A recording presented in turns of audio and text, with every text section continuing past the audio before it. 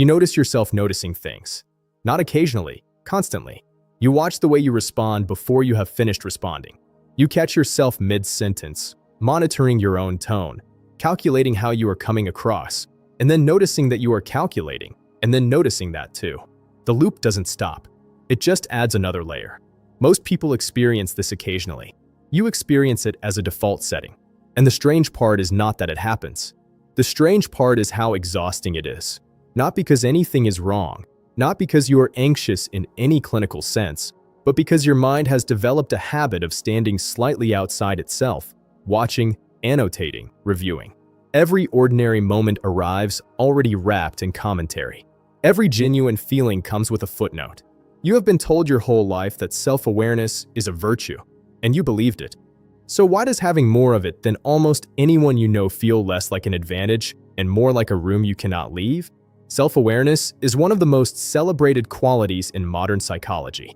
It appears in virtually every framework for emotional intelligence, in leadership theory, in therapeutic models, and in philosophical traditions spanning thousands of years.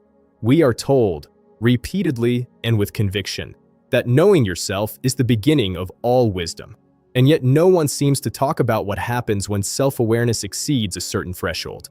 No one describes what it feels like when the observer in your mind becomes so active, so persistent, and so precise that it begins to interfere with the very life it is observing. This is where things start to change. There is a concept in cognitive science sometimes referred to as meta-cognition, the mind's capacity to think about its own thinking. In modest, well-calibrated doses, this is extraordinarily useful. It allows you to catch errors before they become consequences. It lets you revise, recalibrate, and reflect before acting. But the mind is not a thermostat. It does not regulate this function automatically. And in certain people, often people of above-average intelligence, people with rich interior lives, people who have spent years reading, analyzing, and questioning, the metacognitive layer does not simply activate when needed. It runs continuously. It becomes the default mode. Imagine, for a moment, a musician who is so technically trained that they can no longer play a single note without simultaneously analyzing its pitch, its timing, its dynamic relationship to the chord beneath it, and its emotional effect on a hypothetical listener. The knowledge is real. The sensitivity is genuine. But something has been lost in the process: the capacity for unself-conscious expression, the ability to simply play. The technical mind has grown so loud that the musical instinct can barely be heard beneath it. This is not a metaphor about musicians.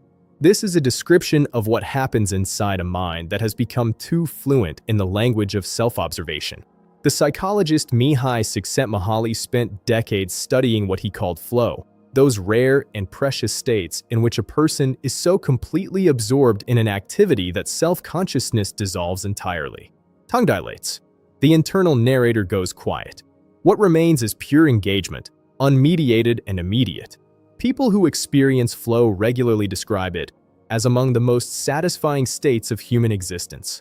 And yet, for the hyper-self-aware mind, flow is paradoxically difficult to access. Not because the person lacks skill or passion, but because the observing function never fully releases. The moment engagement deepens, the metacognitive layer activates and begins to describe the engagement, which interrupts it, which triggers further analysis of the interruption, which deepens the cycle still further. The mind, in its attempt to understand experience, consumes it. But something interesting happens when you look closer. This peculiar architecture of the self-aware mind is not simply a source of interference. It is also, under the right conditions, the source of something rare. The same sensitivity that makes ordinary experience feel overcomplicated is also what allows for a kind of perception most people never develop. The hyper-self-aware individual does not merely live through moments. They process them. They notice what others walk past. They detect incongruences in behavior, in language, in social dynamics that remain entirely invisible to less reflective observers. They carry a kind of internal cartography of emotional and psychological terrain that, when properly understood, becomes one of the most sophisticated cognitive tools a human being can possess. The difficulty is not the awareness itself. The difficulty is the relationship to it. There is a distinction in contemplative traditions, and, interestingly, in modern therapeutic frameworks, between awareness that observes and awareness that grasps. The former is spacious. It notices without holding, registers without clinging, perceives without immediately converting perception into narrative. The latter, grasping awareness, immediately reaches for meaning, for explanation, for control. It cannot allow an experience to simply exist without simultaneously categorizing it, judging it, and placing it within an ongoing story about who you are and what your life means. For the overly self-aware mind, nearly all perception passes through this second mode.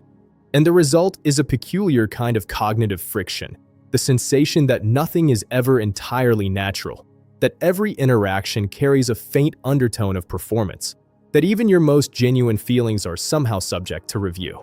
This is the architecture of a mind that has mistaken self-monitoring for self-knowledge. These are not the same thing.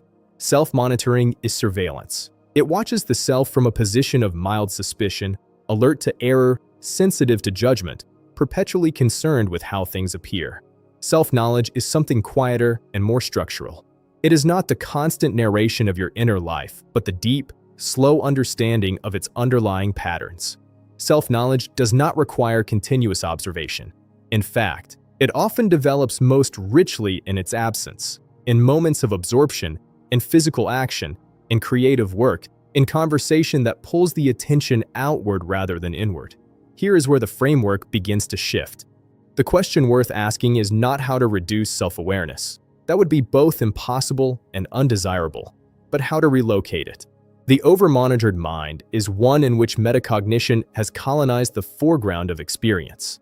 The well-integrated mind is one in which the same capacity has found its proper position in the background, available when useful, quiet when not. This is not a suppression of awareness. It is a reorganization of its architecture. Think of it this way.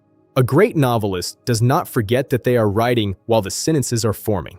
The craft, the awareness, the structural intelligence, all of it is present. But it operates from a depth that does not interfere with the surface flow of creation.